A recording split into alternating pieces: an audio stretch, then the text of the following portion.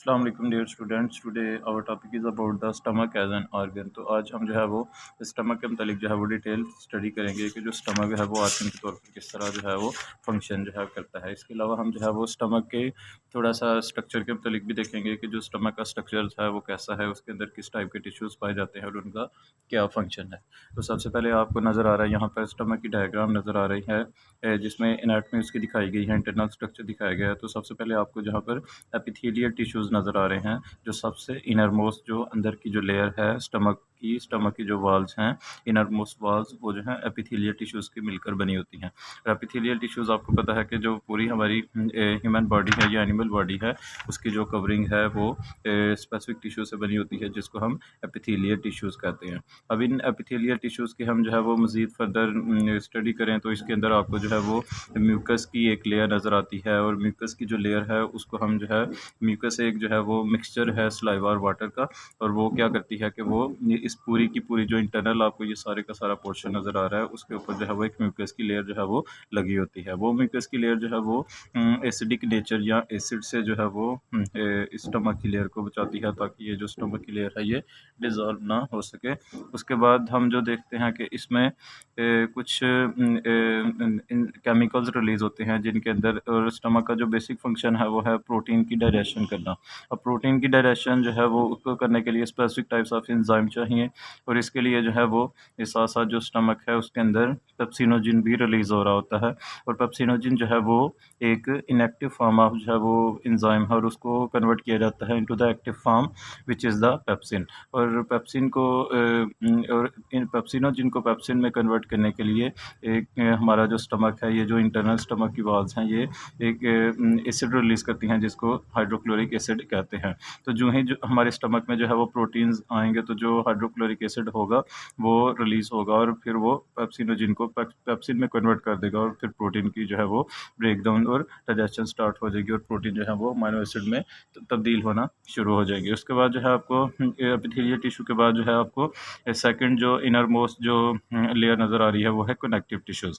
अब जो है वो कनेक्टिव टिश्यूज़ आप कह सकते हैं कि जो एपिथेलियल टिश्यूज़ हैं उनसे बाहर की तरफ जो है वो कनेक्टिव टिश्यूज़ जो है वो पाए जाते हैं। हम चूँकि सबसे इंटरनल स्ट्रक्चर की बात कर रहे हैं, तो सबसे जो इंटरनल स्ट्रक्चर था वो एपिथेलियल टिश्यू था। अब हम अंदर से बाहर की तरफ आ रहे हैं, तो इसका मतलब एपिथेलियल टिश्यू की बाहर की तरफ जो है वो कनेक्टिव टिश्यूज़ पाए जाते हैं, और कनेक्टिव टिश्यूज़ का फंक्शन जो है कि ये ज़्यादातर कनेक्शन करते हैं, सपोर्ट करते हैं, स्ट्रक्चर जो है वो स्टमक का मेंटेन रखते हैं। इसके अलावा जो है आपको यहाँ पर मसल टिश्यूज़ नज़र आ रहे हैं, और जो हैं ये जो मसल्स हैं स्टमक के अंदर, इनको हम स्मूथ मसल्स भी कहते हैं, और स्मूथ मसल्स का फंक्शन जो है कि ये कॉन्ट्रैक्शन और रिलैक्सेशन कर रहे होते हैं, ताकि जो फूड है वो ईज़िली और कम्प्लीटली मिक्सअप हो जाए एंजाइम्स के साथ, ताकि जो फूड की डाइजेशन है वो कंप्लीट हो सके और ज़्यादा एफिशिएंट तरीके से हो सके। फिर उसके बाद आपको जो है वो सबसे आउटर लेयर नज़र आ रही है। इस आउटर लेयर को हम जो है वो आउटर कनेक्टिव टिश्यू का नाम देते हैं, और ये सबसे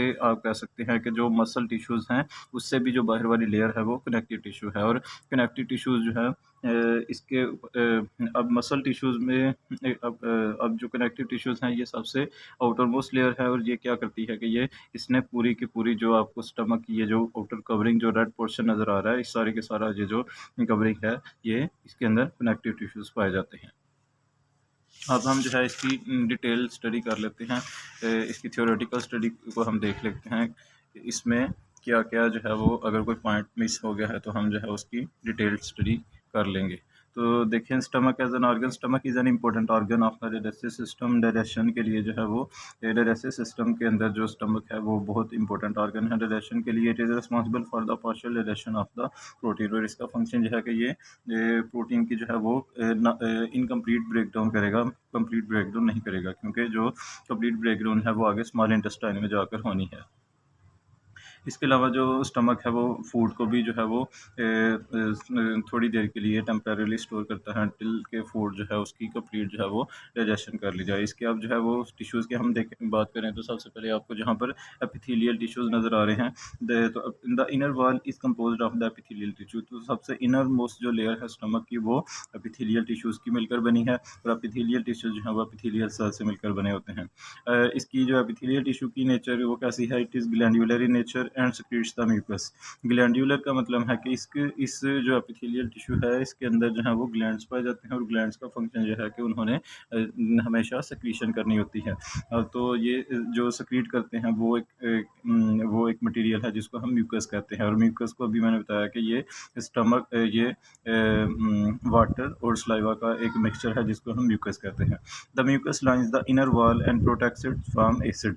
तो चूंकि हमारा जो स्टमक है उसका वो एसिड भी, उसकी जो वाल्स हैं वो एसिड रिलीज करती हैं, तो वो जो एसिड है वो स्टमक की खुद की वाल्स को भी डिस्टर्ब कर सकता है। तो उस स्ट्रक्चर को, उस स्टमक की लेयर को बचाने के लिए तो जो हमारा ये जो म्यूकस है ये एक थिक लेयर बना देता है स्टमक की इंटरनल वाल के ऊपर जिससे जो एसिड है वो स्टमक की जो वाल्स हैं उनको इफ़ेक्ट नहीं कर सकते, उनको डिज़ॉल्व नहीं कर सकते।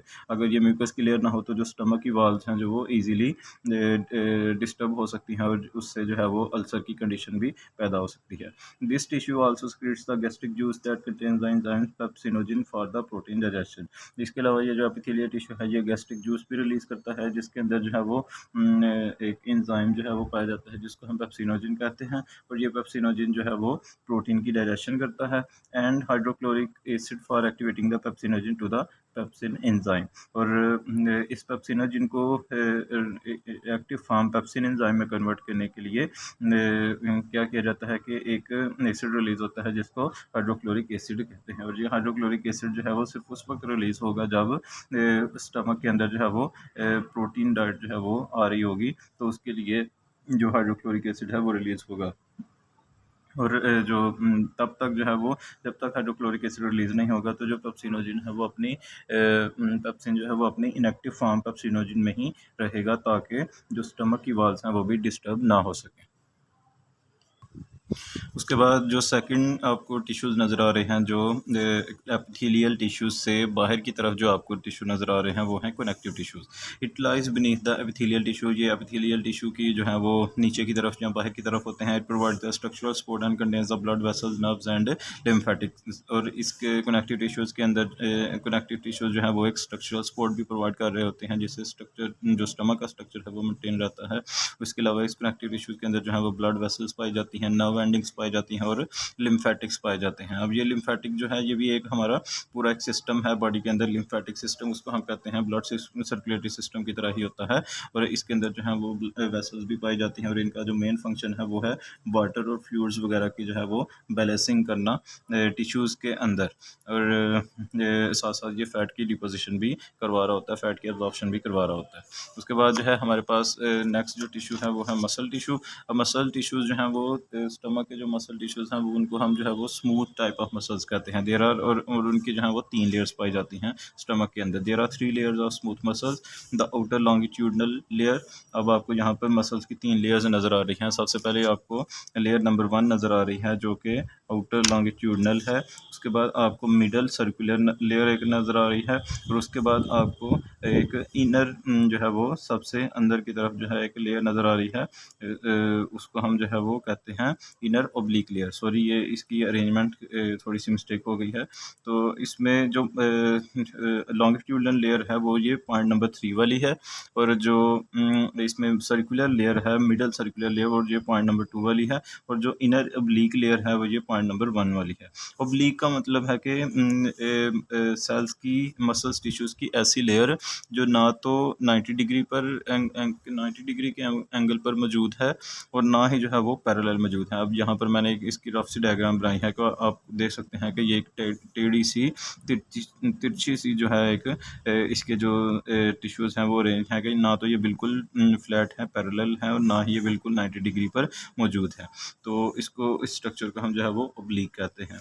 अब इनका फंक्शन क्या है? These muscles contract and relax to mix the food with the gastric juice. और इनका जो है वो मसल्स का फंक्शन ये होता है कि ये वो कॉन्ट्रैक्शन करते हैं, रिलैक्सेशन करते हैं, जिसकी वजह से जो हमारा ACL है या जो एंजाइम्स जो डाइजेस्टिव एंजाइम स्टमक रिलीज कर रहा होता है वो कम्प्लीटली मिक्सअप हो जाते हैं फूड के साथ, और फूड की जो है वो कंप्लीट डाइजेशन को पॉसिबल बनाते हैं। उसके बाद जो हमें लास्ट इसकी जो कनेक्टिव टिश्यू है वो है आउटर कनेक्टिव टिश्यू। अब जो सबसे बाहर आपको ये नज़र आ रहा है ये क्या कहलाता है? Outer connective tissue. It is the outermost layer that encircles the stomach and supports it. तो ये जो सबसे आउटर कवरिंग है, सबसे स्टमक की जो बाहर वाली जो सारी की सारी कवरिंग है, आउटर मोस्ट कवरिंग है, ये कनेक्टिव टिश्यू के मिलकर बनी होती है और ये भी स्ट्रक्चरल सपोर्ट जो है वो स्टमक को प्रोवाइड कर रही होती है।